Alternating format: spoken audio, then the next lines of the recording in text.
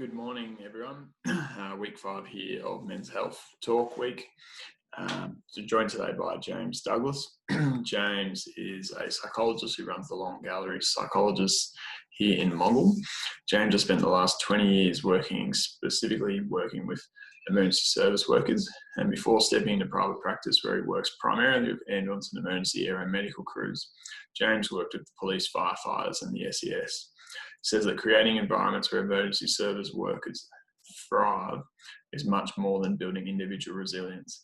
Resilient systems is the critical. And to this end, James has also developed a keen interest in wellbeing, leadership, post-traumatic growth, and performance psychology. Unfortunately, I didn't record the first minute or two of this interview, and so we're going to join in now with the rest of it. Hope you enjoyed the rest of this recording. Thanks. Other interests that I have been harbouring for and developing and growing over the last 20 years. I think probably just because that's where I had a job to start with, and that's in that space of emergency services. So I started with police, and then worked in fire and emergency services as well. But when I left to create this private practice, I teamed up with a mate of mine, and we ended up getting a contract to look after the New South Wales Helicopter Rescue Service. So that's great. That combines a whole lot of interests. The aviation world, we've discovered that psychology is sort of well embedded in the aviation world from a sort of like a performance perspective, but less so from a well-being perspective. So that's what we're doing. I do that sort of 3 days a week, and 2 big days here in the practice. And so, being a New South Wales-based role, how's COVID been for you? Have you been doing lots of the online chats? Lots of online. We have a group of psychologists in New South Wales, so they sort of look after the frontline psych services for those guys, and but we've done some peer support training online for an airline, and we were really surprised at how that went. But it's not our preference. We do like a good face to face, don't we? Yeah, it always a little bit easier. Yeah, it is. But I do think the aviation industry is really struggling at the moment, of course. So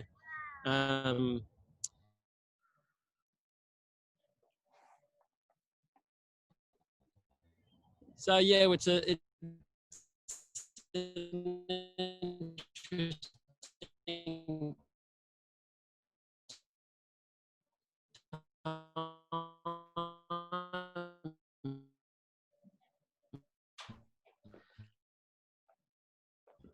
Just lost you for a moment, James. I'll just give it a second to catch up. those mostly guys. Yeah. How are we going there? I've got me. I haven't got you. Okay. You're back now on my screen. We lost you for a little bit. Sounds good. The Wi-Fi connection. Okay, I got you. Okay. Being Men's Health Week, we often hear about male mental health issues. Do you mind just sharing a few statistics around men's mental health issues? Sure. Look, it's I think probably just the first thing to say is that men are we do this gender polarization thing a lot, which I think sometimes doesn't help the general well-being, because actually we all live together, don't we? But there is something that we need to pay attention to, because men are 3 times more likely to die by suicide. 2,300 men die by suicide, but the suicide, the choice to attempt suicide is not exceeded by men. So in terms of the in terms of our ability, something about men, we have a way of taking this this task on that makes us a lot more successful. And I've got some ideas about that. I'm happy to talk about that. But I think that is a really important thing to pay attention to for us. That's something different about what's going on for men. And for men, it's the 10th leading cause of death. So it's a pretty big issue, suicide in the world of men's health. But in terms of mental health, 1 in 8 men will experience depression, and 5 will experience anxiety. But I think it's really common, this our mental health to suffer. But I think it is important to distinguish between sadness and worry and depression and anxiety. Like, sadness and worry, they tend to get in the way of the things we want to do in life. But they also indirectly help us achieve the things that we want to achieve. So when we're sad about something, then it helps us reflect on the things that are important, and sometimes can really tune our attention into the things that we need to do to be happy. Depression and anxiety, though, they really get in the way. They really actually just make us stop, make us not do the things that we really value.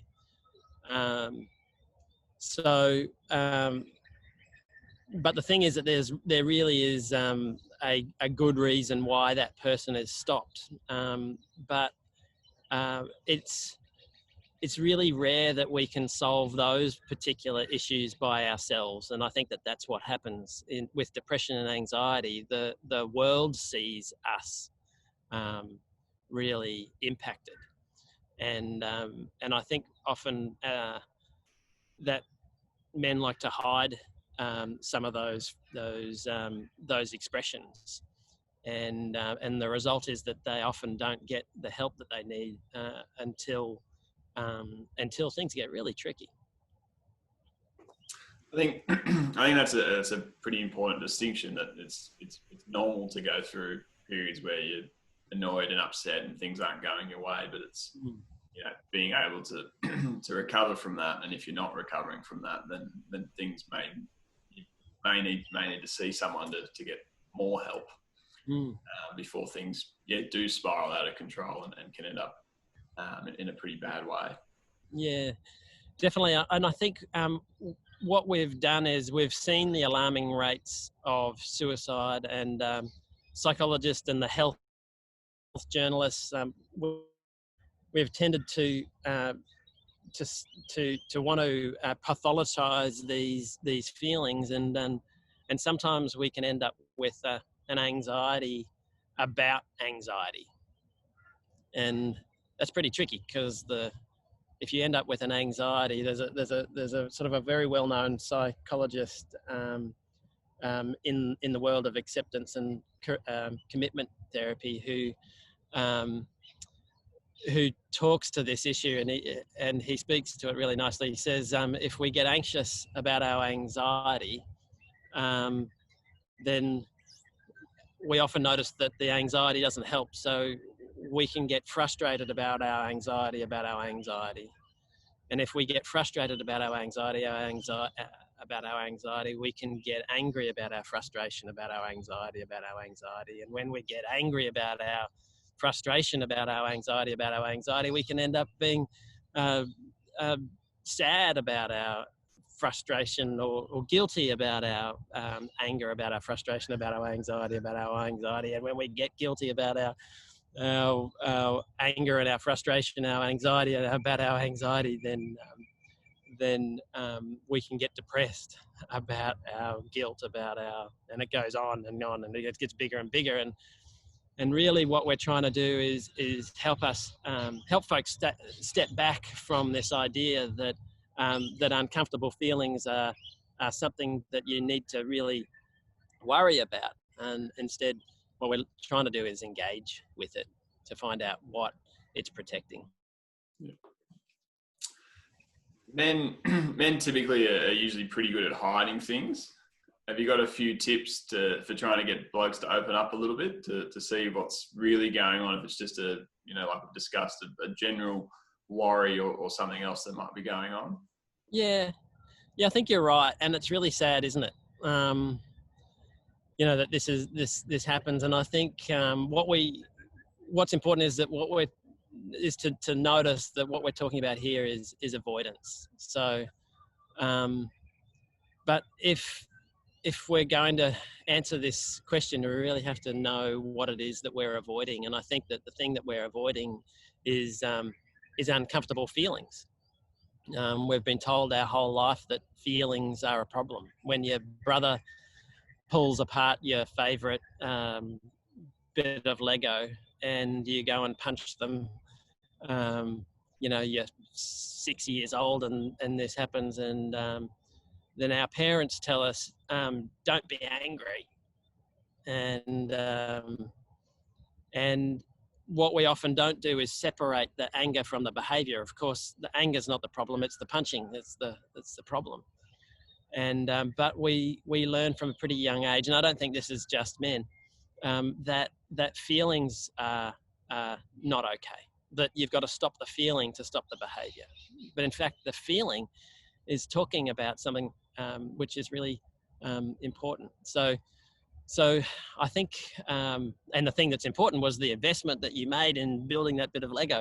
That you spent a long time doing that, and you really love that thing, and the way the doors opened and all that kind of stuff. So it starts really young, and I think that what we can do as health professionals, but also with your mates, is to stop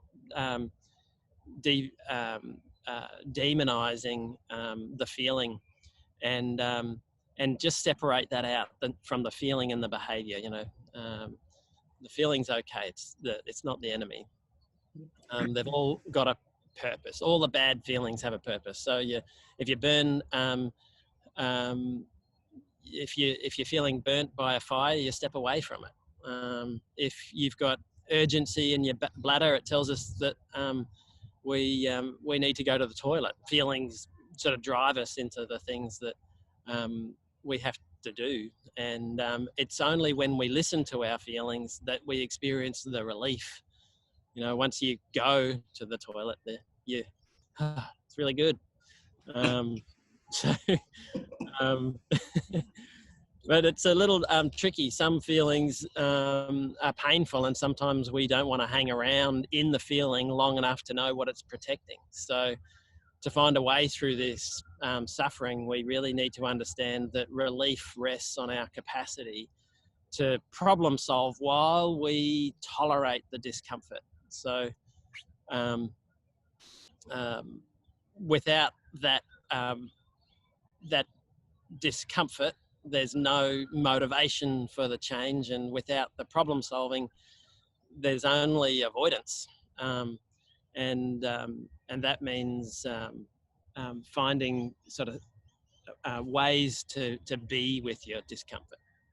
I think gymnasts, they use foam pits to soften the fall, and it frees them up to safely take risks and learn from their mistakes. So unless we can give men an emotionally safe environment where they can explore their shame and their vulnerability, avoidance is probably all that we can expect. So I guess for those of us who have a bit of safety with our vulnerability, I guess we can step up and tell our stories, not necessarily publicly, but with a mate who you think is having some of those behaviours that look like they're uncomfortable, because I guess ultimately men who do actually experience their vulnerability end up being learning. I guess we become learners, and yeah. Powerful stuff, James. It's really, I think it's a really, really important message. And what are some signs that men might, feel or think that they might start to first realise that, hey, maybe I'm not coping with this period of time as well? When I think about this, I often I like to probably step back a bit just from men and experience these core important things. A psychiatrist from the States who actually lost his father to suicide, a guy called Thomas Joyner, talks about three factors that really impact on our well-being, and these there are two factors that really impact on our well-being, and one that turns the situation so bad that that suicide is a result. And I think they're really important for us. So the first one is what he called a thwarted sense of belonging. So this is when you lose connections and you experience this extreme loneliness.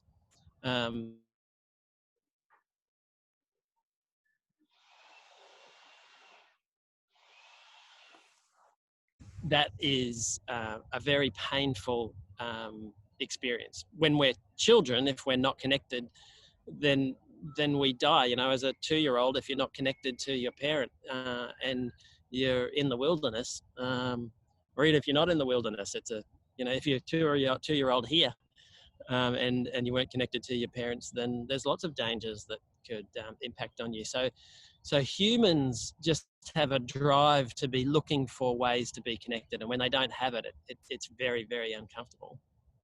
And then there's this other thing about burdensomeness. Like, we really, really don't like being a burden on our community, our group, our family. And this is all about value. We like to have value. Our value keeps us connected. And there comes a point sometimes when people experience that sense that their death is worth more than their life. When they're being a burden and they're alone. And these two factors, when they come together, this is so painful for lots of people that they choose actions that lead to their death. And to do that, they have to overcome that natural human instinct to survive. And really,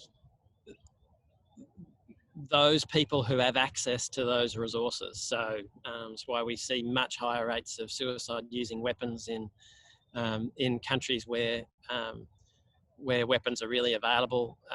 They're less available here. We do it less with weapons here. But one of the things I think is really important is that if you have a mate who has had a suicide attempt, then you need to think about this as practice. And what we often do is we say, when somebody makes an attempt at suicide, but they don't, and they survive, we often think, oh, they don't really mean it. And this isn't the case. When you try to go and get your license and you don't get it, it's not because you don't mean it. It's because you haven't got the skills yet to do it. And particularly if people have had a few attempts, then that's a real sign that they really need a lot of help. So those three factors are something that are really important. And we can talk about the threat-based stuff, which is what I'm doing now. But if you just flip those over and think about belonging and connection and value, then suicide sort of doesn't become an issue. People enjoy their lives when they have people in them that they're connected to, and they feel like they're making contributions.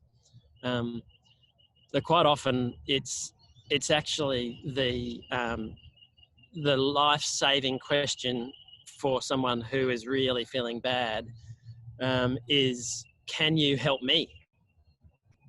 Rather than what can I do to help you? Yeah, right. So giving them like a goal orientated task to help them feel valued, I suppose. Yeah, purpose. And even if it's micro purpose, it's a good start. Yeah. Yeah. So just even like, I need you here to help me with this here kind of thing. Move my house, dig a hole.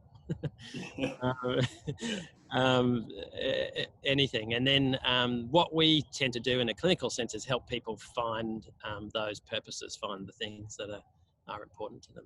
Yeah. And I suppose this kind of leads straight on to the next question, but like, how important are male friendship circles, and how have you seen this kind of change a bit with COVID and the work that you do with everyone? Yeah, absolutely. Having are really important. That having someone to talk to that won't judge you for your feelings and your thoughts is critical. I don't think it always has to be a man though. Like I think sometimes homogeneous groups they sometimes only serve to help people focus on the threats in their environment. So if someone is going through a separation and they speak to another man who's going through a separation, then can get a sort of all those bad women out there who do, and sometimes it's helpful to have the women in your life being connected to you as well. But there are definitely, particularly sort of in a later stage of our lives when we're dealing with things like prostate cancer and those types there are some sort of unique men's health issues that are really helpful to engage with other men around, because we don't talk about that stuff, and it's a really big issue for particularly that prostate, what that does to your sexual dysfunction and your bladder control, and they risk dignity, and that's pretty big for men. It's quite a high risk group of men for suicide, and the numbers are significantly higher in men that have been diagnosed. Definitely. And then a lot of that's just talking, a lot of the work that I do, the prostate cancer nurse do, and everything is just kind of talking through their fears and just going, see where they're at, and then referring on as soon as possible if they're highly distressed. I think the biggest risk factor there is the ones that get the diagnosis and then don't see anyone. They're the ones that kind of worry about, because if we don't see them, we can't help them essentially. Yeah, absolutely. Yeah, it's a very tricky time, a very tricky place, and the two of the your ability to control your bladder. I mean, when from our earliest days, when we're 4, and we go to prep school and we wet our pants, it's the most embarrassing thing. It's actually the generator of all of our discomfort that you and I feel now when we go, oh gosh, I need to go to the loo. That's a fear of embarrassment. And that public humiliation and shame is sort of present a lot for men experiencing that. It's not something that we talk about. That's not dinner conversation. No, not typically. No, not at all. And a lot of men, it takes them a while after their diagnosis and treatment to kind of talk about it. Like I shared a story of a man that basically him and his wife basically told the whole family and friends that they'd gone overseas for a couple of months, Mm-hmm. They hadn't gone anywhere. He's just at home. He was just so frightened of what the outcome would be after surgery in terms of the incontinence that he convinced everyone that they were going overseas for a holiday. Wow. Yeah. And it was at home kind of thing. And then after a couple of weeks, his wife went, I can't do this. They were fully self-isolating before isolating was the done thing. Yeah. And it's an incredible driver. That's for sure. It is, and I think it's really important right now to talk about the treatments are really helpful. Like, and there's a whole range of treatments. Not there's the PT treatments, but the way we think about and the anxiety that it provokes is there's treatments around that too, and there are physical treatments that are surprisingly or aids, I guess, that are surprisingly unintrusive. Yeah. Moving on to what are some really good positive steps people can take to improve their mental health and well-being, on a daily, weekly basis kind of thing. What's some really positive things to start doing? Yeah, again, I think that these things aren't just for men, for everyone, but I think Trump's good genes, and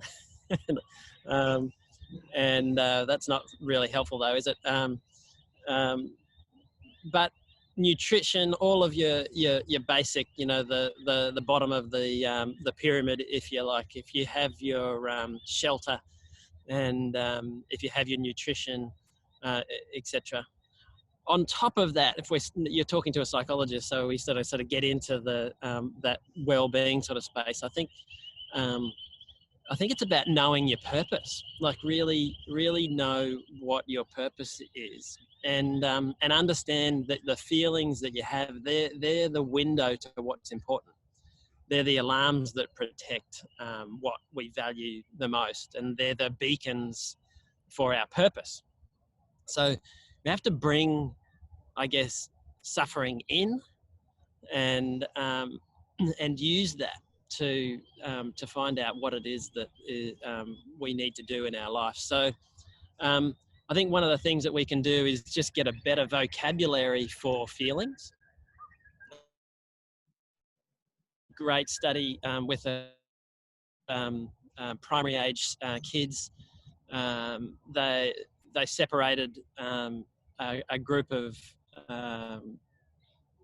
boys who had depression. One group, they asked to learn a whole group of emotion-focused spelling words. So they got them to do a spelling test, but all the words were emotion words. And the control group were just normal words, just same level of complexity in the words, but they were just general words. And what they discovered, that after they had learnt these words and they'd done their spelling test, that the boys who learned words had a significant reduction in their depression. And this, all they did was got words. There was no therapy. It was just having a vocabulary for the things that they need in their life, the things that they desire and the things that hurt. So I think developing awareness of our feeling states is really important. And I think that when you have that information, then the thing is about getting active. Physical activities is always good, but it helps if it matches what is your purpose. That's a fascinating little study, like language, just being able to describe what you're feeling rather than letting it eat away inside you is that's huge. Like and from an early age as well, just to be able to put it into words and have a supportive environment at home. Absolutely, and I can't tell you the number of people, probably more men than women, but who just don't have have a word to describe. I was talking to a fellow yesterday who just could come up with body, could move his body in a way that represented this feeling, but he couldn't say the word guilt. And he didn't know that the feeling that he was describing was a guilty feeling. It was a couples session. There was a connection between the two that made a difference, and so that was their little special moments. Just going back to we've talked a bit about values and finding a purpose and things like that. Do you have any short tips on like purpose finding activities? So if someone's going, I feel like I'm don't have a purpose, or I can't identify right away my purpose. Is there a couple of simpler activities to get started? I can imagine it can be quite a lengthy process, definitely.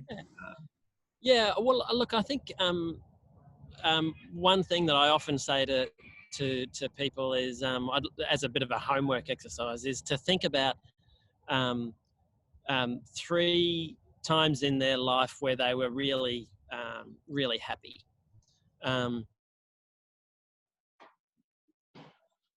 Children, it was when my 3 children were born. You might just like 3 diverse things. So it might be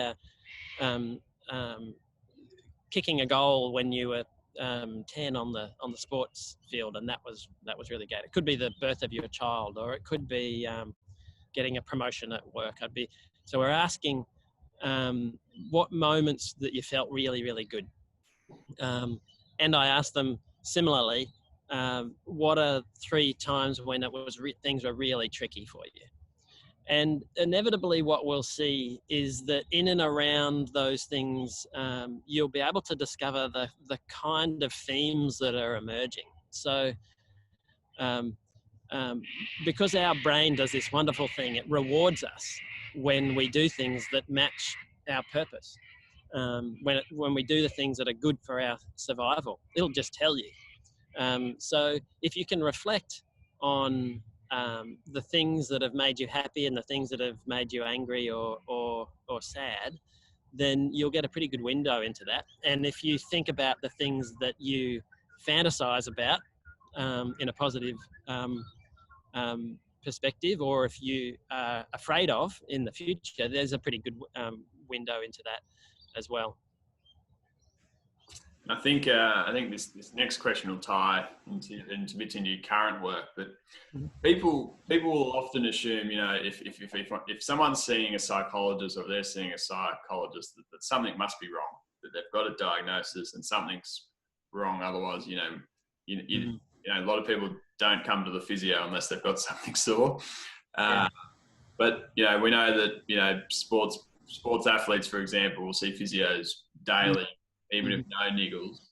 So can you help kind of dispel the myth and just give me a few examples of the more positive work that you're doing to maintain, I suppose, once someone's at a, pretty good psychology, like happy wellness level, how do we help maintain, or how do you as a psychologist help maintain that? Yeah, I'm so glad you asked this question, because I think that, it's a very important issue. I do a lot of that performance enhancement work. I work with athletes and senior leaders, people in these safety critical roles. And what they all have in common is they've got this drive for growth, and they want to use what they can learn about themselves and what they can learn from us to enhance that. And psychologists, it's funny, we don't invent this stuff. We just watch people. The researchers. We're not engineers creating things. I think probably engineers even do this too. They look at the world and the environment and look at structures and see what makes them work. We do the same thing. So So what we're doing is we're helping them sort of tap into what their success, their own wisdom in a lot of ways, and so there's a lot of strategizing that goes on to enhance performance. So we take that time to step back and look. And reflect and use our creativity. So if we can do some things to stimulate creativity, then you get this innovation thing that happens.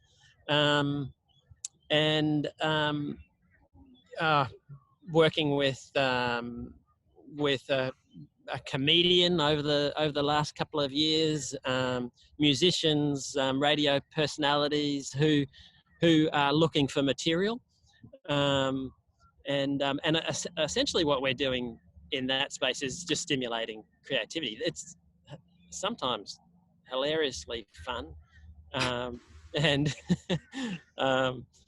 and really great work to be doing. Yeah, but I think probably the core of that is tapping into taking the time. And people really enjoy having a facilitated process to do that, where they don't have to be the listener and the explorer.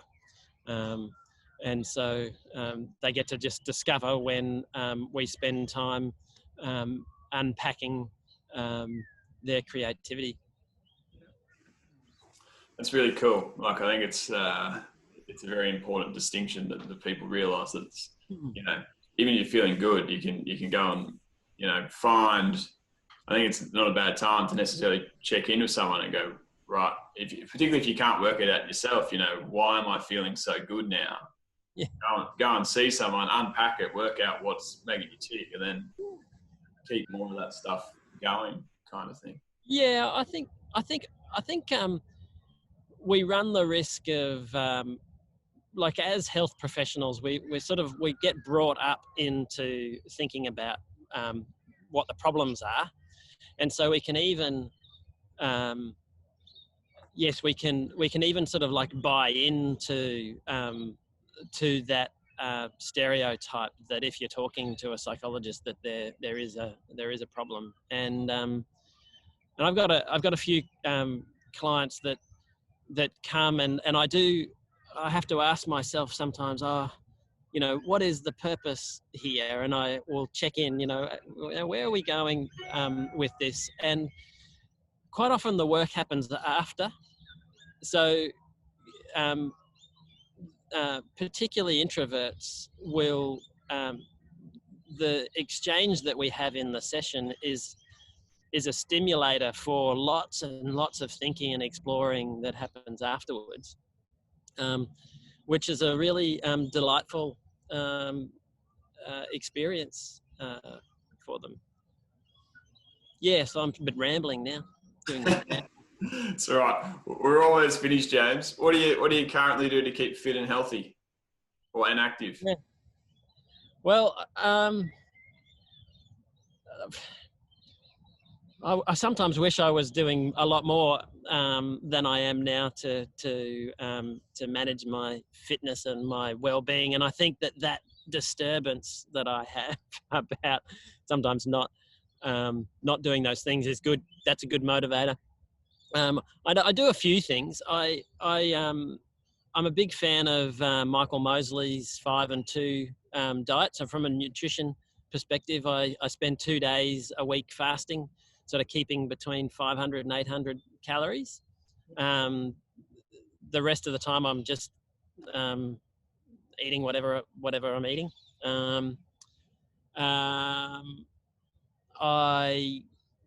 I do about 20 minutes a day mindful meditation. I'm a big fan of the Headspace app. Andy, it's great. And I do that maybe 5 times a week. And for me, that's probably the most important gym work that I do. So that's really, it's not always a comfortable process. I don't always feel like doing it. Often I'm not doing it, but that is a pretty regular practice, and I mostly enjoy that. And a couple of years ago, I hurt my shoulder in an old football injury. I was playing football on a beach on Stradbroke Island with a bunch of mates, and we were probably having a little bit too much fun. Anyway, Fiona treated me, and her takeaway was, James, what I want you to do is do, I think we started with 5 push-ups. At that stage, it was, I did 5 push-ups and add 2 each week. So I think I started on a Thursday, and I did 5 push-ups, and then next week I did 7 push-ups, and then next week, she said, come back when you're up to 50. Well, I haven't got there yet. But that's about the max of my physical activity, which I'd like to do a lot more of. But I think the other thing is trying to be active in the community. So Ali and I and some local folks have been working in this community garden. Gardening's nice. It's good to be out. Good to be out. Get your morning walking. Yeah, that's it. All right, James. Just finally, if people want to get in contact with you, just head over to the Long Gallery. Is that the easiest way to find you? Yeah. You could just Google the Long Gallery Psychologist. Find us. Yeah. That sounds good. Any final thoughts, tips, comments? Mate, I just think keep open to discomfort. Value feelings, all of your feelings. I think keep those important things in your mind, and do that with self-compassion. I think is a really important thing. I probably haven't talked enough about self-compassion and compassion. I wouldn't expect anyone. I don't think aiming for perfection, or maybe you can aim for perfection, but don't expect it. And then, and I think what else is really important is to find out what is important to others in your world and connect, because we don't live alone. We don't live in a vacuum. It's not all about us. It's about the system. And when we know what's important to other people, then we tend to be better partners and better work colleagues and better psychologists, and no doubt better physios. That's it. It's connections. Yeah, that's right. All right, James. I'll let you get back to your walk and gardening. And, thank you so much for joining us and for all your imparting all your knowledge onto us and everyone listening. Well, it's been an absolute pleasure. Lovely to have a chat, and looking forward to seeing you at the next thing. We'll have to find another conference to go to. Yeah, mate. Yeah, looking forward. Actually, that's next on the list. Another pain conference. That was awesome. It was. All right. I'll talk to you soon. Okay, mate. Take it easy. Bye.